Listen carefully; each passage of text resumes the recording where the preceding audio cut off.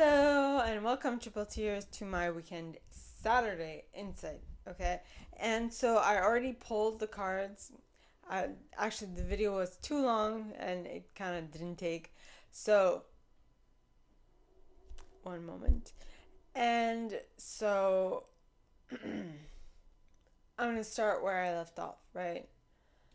So, when first I said that Christopher Duncan created the victim versus creator concept, but I kind of tweaked it a little to victim and or victor, because when you are in a creative headspace, you are a victor of your reality, because you automatically know that you are the creator of it, because we were made in the image of God. We are creators, maybe not on a universal scale or multiverse scale, but we are definitely a creator in our reality, our universe. Okay, so that was what it was. So definitely be in your creative energy, be in your creative power, and always, once you feel yourself slip from that and move to your victim mentality, try going back into your victor or creator mentality. Okay, because you want to, as much as you possibly can, emulate and resemble your creator.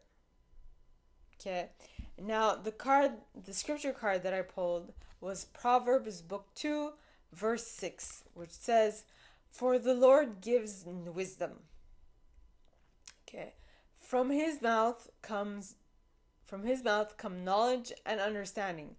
Now, what I said in the first version is that I don't think God actually has a physical mouth, because in my mind, and this is what I believe, you don't have to believe what I believe, but in my mind, God is an energy.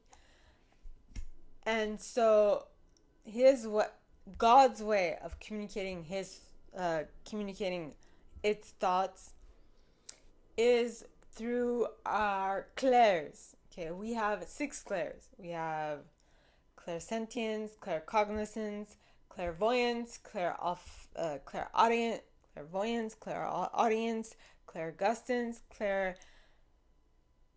I said clairsentience. So, wait. Clairsentience, touch and feeling, clairvoyance, clairaudience, clairolfaction, clairgustance, clair. Did I say cognizance? Knowing. No. So, if I missed one of the 6, it's fine.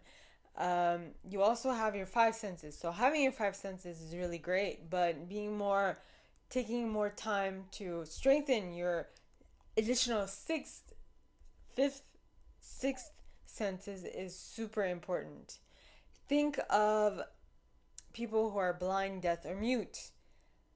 When you shut one of your senses down, others are automatically going to get more stronger to kind of compensate. Now, you don't have to be deaf, blind, or mute.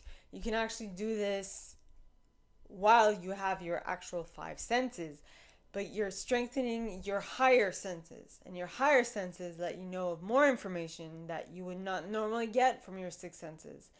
And I would also add a 7th, which is your experience, your knowledge, your experience, which would go into claircognizance, partly. But that is for another video. Now, the I don't know if I read it, but the card that came out is Proverbs book 2, verse 6. Okay, which says, "For the Lord giveth wisdom, from his mouth comes knowledge and understanding." So when you get those downloads, when you get those intuitive insights, when you get that extra knowledge that you would not normally see with your 6 senses, take it as something that the Lord has given you, has made clear to you, has, like, the Lord or your spirit team, whatever you subscribe to, has let you in on, like, deeper knowledge, right? And that's why I say experience comes into play, because a lot of things will make more sense to you when you have experience having done it, right? For example, while walking, okay, you walk and you're like, it's fine. But then when you walked enough in your life, you know when some, like, without seeing, you feel that something is not straight. You feel it when this the ground that you're walking on is not even. You know when you've stepped on something less, something that's cracked, or something that's above, like, it's a higher level. It's a little not inundated, but it's off kilter or whatever. The word's not coming to mind. Is not balanced or not leveled. The words are going to arrive. So, what I want you to ponder is, what have you done often enough in your life that has given you some extra knowledge that most people don't see off the get-go that you do, and that you have a one up because of your experience, your specific life experience. Ponder that.